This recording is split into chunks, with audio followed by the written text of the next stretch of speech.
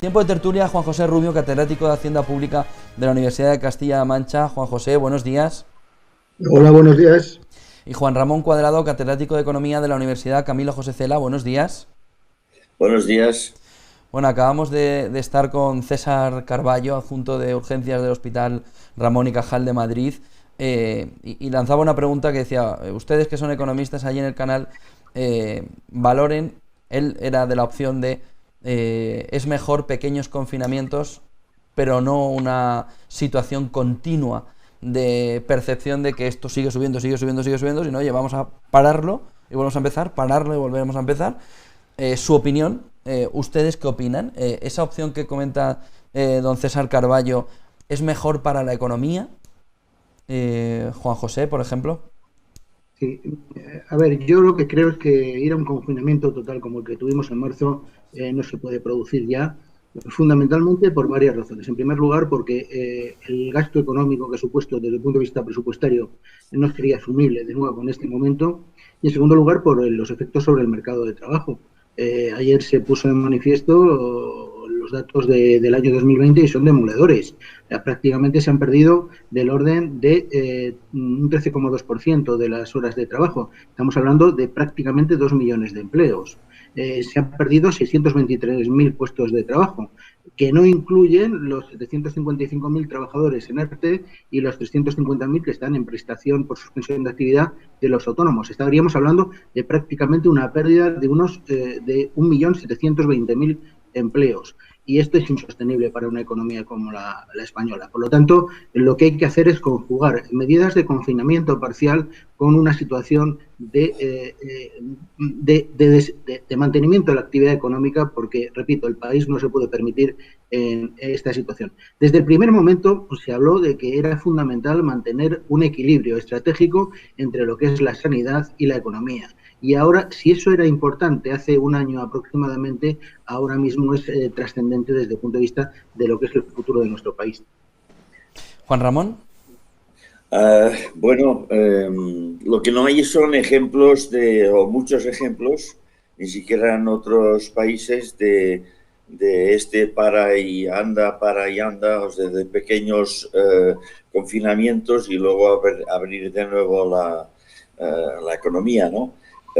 Sí que hay ejemplos como la propia Francia o Alemania de no tomar medidas tan radicales como aquí hemos tenido que tomar en varias ocasiones, y por tanto nos ha dañado tanto a una serie de empresas que a la tercera, como suelen decir, va la vencida. Algunas de ellas ya han aguantado los dos primeros embates de cierre de bares, hostelerías, transportes, autónomos, etcétera, y ahora ya pues algunos tiran la toalla porque dicen, bueno, mira, ya no puedo más, no tengo ahorros, no puedo seguir adelante. Evidentemente eso es grave, ¿eh? Eso deja una huella mucho más grave probablemente y más duradera en el tiempo de lo que el propio coronavirus va a dejar desde el punto de vista sanitario, ¿no? A mí hay una cosa que si queréis la comentamos que me preocupa, que es lo que se aprobó ayer, que es ese decreto por el que ya se organiza cómo se va a acudir a los fondos europeos, ¿no? Pero bueno, quizá haya algún tema anterior y esto lo podemos sacar. No, me parece interesante entrar en ello, sobre todo por cómo se ha perdido un poco el foco en ellos, ¿no? Y la importancia que tienen para la recuperación. Entra en el tema, me parece razonable. Bueno, entonces yo diría que yo estoy muy preocupado, francamente. ¿Y por qué estoy preocupado? Bueno, pues porque el foco se está poniendo en que la llegada de estos fondos va a ser como el maná, ¿no? Como la salvación de la economía. A estos efectos, pues lo que ha pensado el gobierno, yo creo que había otras alternativas, es vamos a centralizar lo más posible las decisiones y que sea el gobierno de España el que se entienda con Bruselas, aunque luego pueda distribuir algún tipo de responsabilidad con las comunidades autónomas, ¿no? ¿Cuál es el problema de fondo? El problema de fondo es que aquí donde estamos, la economía española ha sido fuertemente castigada en unos pocos sectores y los demás pues más o menos están capeando el temporal. ¿Cuáles son esos sectores muy castigados? Los sabemos todos, ¿no? El sector hostelería, hoteles, restaurantes, bares, pensiones, etcétera. El sector comercio, pequeño comercio e incluso algunas muestras de gran comercio también, y otras actividades relacionadas como bastante parte del sector transporte por carretera y por último el sector del ocio y de cultura que también prácticamente, como estamos viendo, está al ras, no está a cero actividad. ¿Hacia dónde irán los fondos europeos? Pues van muy determinados hacia sectores muy llamativos, pero al mismo tiempo que no son estos, ¿no? La economía digital, la sanidad, pues también el tema del medio ambiente. ¿Y qué dice el decreto que ayer se aprobó, el Real Decreto? Pues que se centraliza las decisiones en un organismo y en una fórmula que la llaman los PERTE. No son los PERT ni otra cosa parecida, es simplemente quieren simplificar los concursos para que muchas grandes empresas, sobre todo de energía, de alta tecnología, etcétera, puedan concurrir a adquirir estos fondos para grandes operaciones medioambientales, etcétera. ¿Cuál es el problema para mí? Que nos estamos olvidando de que esta economía, nos guste o no nos guste, está apoyada, muy apoyada, en este sector hostelería que ha sido tan dañado, todo el sector turismo, todo el sector comercio al por menor y otras actividades relacionadas, transportes, ocio, etcétera. Bueno, ¿qué riesgo hay ahí? El riesgo hay empezar a hacer grandes operaciones de espectáculos, venderlas al público, el gobierno se encargará enseguida de propagar que han llegado a un acuerdo con la compañía Energy o con la hidroeléctrica o con el no sé quién de no sé qué, para hacer una inversión de 3.000 millones con la ayuda de la Unión Europea.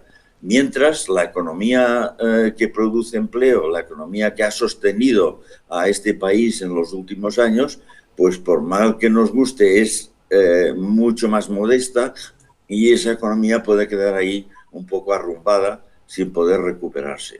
De hecho, es el gran daño que muestra la EPA de ayer es que todo el desempleo prácticamente se concentra en esos sectores que he citado. A mí esto me preocupa, que pueda darse esta dicotomía entre atender a grandes proyectos, agilizar su resolución, la canalización de recursos y seguirse olvidando de que tenemos ahí unos sectores que nos guste o no nos guste, son los que podrían reanimar el empleo, reanimar la actividad económica, etcétera, y no podemos olvidarlos. Juan José. Sí, yo añadiría lo que ha dicho el profesor Cuadrado, otro sector muy importante que es el sector industrial con bajo contenido tecnológico, que es una parte sustancial. Estoy de acuerdo. Con una parte sustancial textil, por ejemplo, todo el tema de reparación, automoción, etcétera, que genera... Lo que se ha puesto de manifiesto esta crisis, o está poniendo de manifiesto esta crisis desde ese punto de vista, es que los trabajadores con elevada cualificación profesional, con altas credenciales laborales y académicas, son los que están prevaleciendo en el mercado, son los que menos están sufriendo esta crisis y, por lo tanto, es muy importante una política activa de empleo que, de alguna manera, nos permita ir cambiando nuestro mercado laboral. Y, a lo mejor, parte de esa ayuda europea debe ir en la línea de cambiar ese tipo de estructuras económicas que permitan ir incrementando la cualificación de nuestro mercado laboral. Respecto al tema de los fondos europeos, es evidente que hay buena voluntad por parte del Real Decreto, desarrolla procedimientos de urgencia, pretende agilizar la gestión, pretende suavizar los controles, pero es un procedimiento muy burocratizado. O sea, realmente, después de una lectura te das cuenta que hay que modificar muchas cosas. Hay que modificar, por ejemplo, el régimen jurídico del sector público, hay que modificar la ley de subvenciones, hay que modificar el estatuto del empleo público, hay que modificar todas las normas de impacto y de evaluación medioambiental, hay que establecer también una modificación sustancial de la ley de contratos del Estado. Estamos hablando, por lo tanto, de que tiene una burocracia que va a hacer que difícilmente puedan fluir esos fondos de forma ágil hacia los sectores que realmente lo necesitan. Y luego comentaba el profesor Cuadrado también un tema importante, que son los PERTEs. La colaboración público-privada aquí va a ser fundamental. Y si no se hace a través de mecanismos ágiles que permitan automáticamente pues algún tipo de anticipo hacia las empresas privadas que puedan desarrollar estos proyectos, anticipos que están previstos en torno a un 50%, difícilmente eso va a permear en el conjunto del sistema económico. Desde esa perspectiva yo creo que hay que ser menos burócrata, hay que ser más ejecutivo y por lo tanto de alguna manera incorporar al sector privado, que es mucho más ágil y eficiente en este tipo de desarrollos. Y ahí yo tengo serias dudas de que el Real Decreto vaya a cumplir sus objetivos. Bueno, las grandes empresas se van a encargar de mover estos proyectos, ¿no? Yo estoy convencido, ¿no? Las grandes empresas constructoras, las grandes empresas de energía o de algunas actividades medioambientales o de producción de energías renovables, todas estas yo creo que tienen capacidad interna para llamar a la puerta de los ministerios, buscar la solución a los problemas y el gobierno casi estará deseando de que vengan y que vengan con proyectos y que se pongan en marcha cuanto antes, porque si no, no habrá visibilidad de nada de lo que viene de Europa. Bueno, pero ¿esto qué quiere decir? ¿Quiere decir que hay que abandonar esta idea? No, precisamente habrá que correr un poco más para que los fondos puedan canalizarse hacia España. Pero ¿cuál es el dilema que yo marcaba antes? Es que esto no soluciona los problemas de los sectores que no digo que deban de conservarse tal cual. Había muchas empresas, muchos pequeños bares, muchos restaurantes, muchos pequeños hoteles, transportistas voluntariosos, etcétera, que no tenían capacidad de sobrevivir en una economía más competitiva.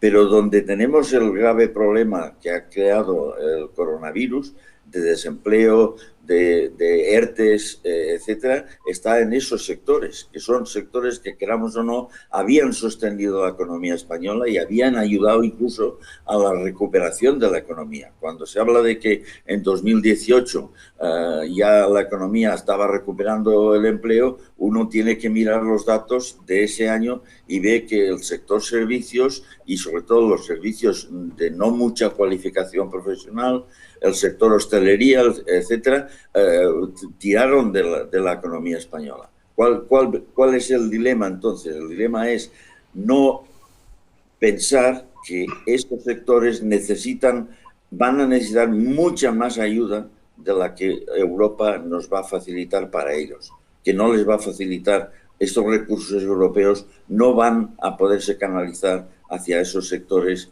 de menor relevancia y con más pymes y con menos nivel, ¿no? Y para mí es un problema importantísimo, porque podemos empezar a enseñar espejuelos de que ya se ha firmado un acuerdo con tal empresa de energía para invertir 4.000 millones en no sé qué medioambiental de creación de energía, y al mismo tiempo tenemos ahí un montón de hoteles que no levantan cabeza, ¿no? Y un montón de pequeños comercios que lo mismo, y un montón de gente de otras actividades paralelas y de autónomos incluso, que no son empresas zombies, sino que eran empresas que eran más o menos viables y creadoras de empleo, porque es donde está el cuerpo grande de la creación de empleo en España, ¿no?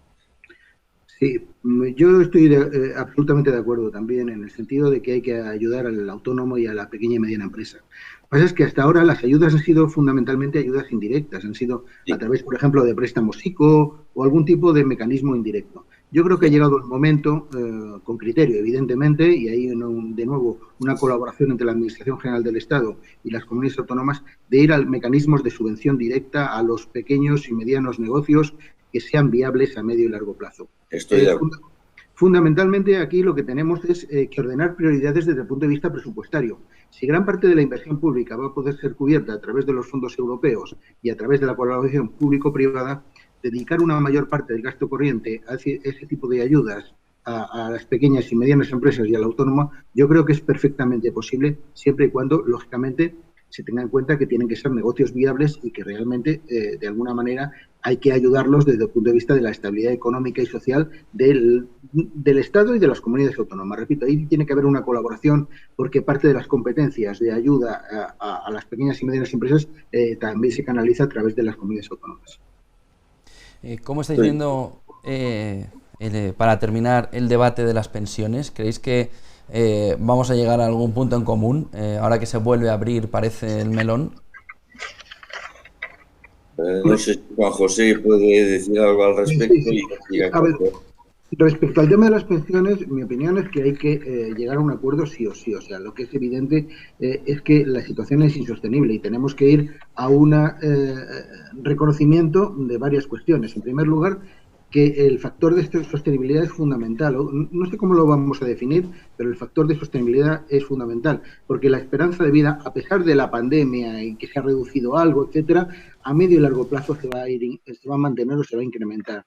Y luego está ocurriendo otra cosa muy importante, y es que a pesar de que se está cayendo el número de pensionistas como consecuencia de la pandemia, lo que sí es cierto es que los pensionistas que se van del sistema lo van por la parte baja de las pensiones, son pensiones reducidas, pero los que están entrando y van a entrar el baby boom en los próximos meses, en los próximos años, están entrando por la parte de alta de las pensiones. Por lo tanto, sigue creciendo la nómina de pensiones anual y cada vez es una parte más importante del presupuesto. Ahora mismo es más del 50% del presupuesto del Estado. Por lo tanto, o tomamos una decisión estratégica consensuada o la sostenibilidad de las pensiones va a ser complicada, aunque siempre evidentemente está el presupuesto general del Estado para poder cubrir esas contingencias. Pero claro, el presupuesto general del Estado también tiene sus limitaciones y al final todo esto va a endeudamiento. Y el endeudamiento al final lo que genera es pan para hoy y hambre para mañana. O sea, esto lo que estamos haciendo es transmitiendo a las generaciones futuras, vía endeudamiento, el pago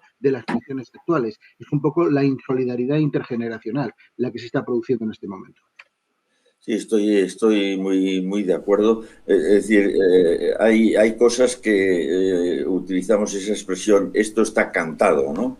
¿Qué es lo que está cantado? Está cantado que la demografía es la que es. Si hay alguna cosa que está clarísima y segura es cómo evoluciona la población en España. Es decir, la pirámide de población, cuántos se van a incorporar como nuevos pensionistas, cuántos tenemos en nacimientos que puedan de alguna forma sostener el sistema. Eso está cantado. Es decir, ahí no hay nadie que inventar, no hay política siquiera. Ahí hay realidad, hay punto, ¿no? Y es una realidad muy tozuda. Es decir, eso va de un determinado modo hacia adelante en una dirección. ¿Y la dirección cuál es?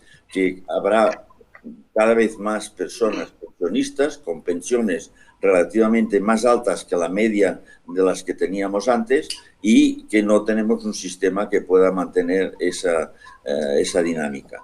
Entonces está claro que alguna de los pensamientos que tiene el actual ministro de Seguridad Social yo creo que están acertados o estaban acertados. Habría que llegar a aplicarlos de nuevo, reformar lo que se haga falta del Acuerdo de Toledo, y lo que no se puede admitir es que dentro del propio gobierno haya guerra de guerrillas entre un partido y otro, entre unos ministerios y otros, para ver quién es más populista, por decirlo así. En pensiones no se puede ser populista, hay que ser realista. Por eso que he dicho antes de que la dinámica de la demografía es muy determinada, no se puede parar. Podemos parar otras cosas, no sé, poner límites a la velocidad en las carreteras, pero la dinámica de nacimientos, de muertes, de jubilados, etcétera, está bien determinada y muy clara, y además hay estudios absolutamente ciertos. Y el Ministerio de Seguridad Social, desde luego, ha hecho un buen planteamiento, pero enseguida hemos empezado a discutir si era, si no era, si hay que alargar el tiempo de contabilización para sacar la pensión media de la persona que se jubila, etcétera, etcétera. Yo creo que ahí es donde está un poco la clave, a ver quién gana en ese pulso dentro del propio gobierno para llevar una solución que no la debe tomar el gobierno, sino que la deben tomar sindicatos, empresarios, Es decir, ir de nuevo al Pacto de Toledo y ahí construir un sistema que se acerque más a lo que es viable y no a lo que no es viable, que es lo que tenemos ahora. Juan José Rubio, Juan Ramón Cuadrado, buen día, buen negocio, gracias por acompañarnos en esta tertulia, en esta mañana. Que tengan buen fin de semana también. Un placer. Muchas gracias. Buenos días a todos.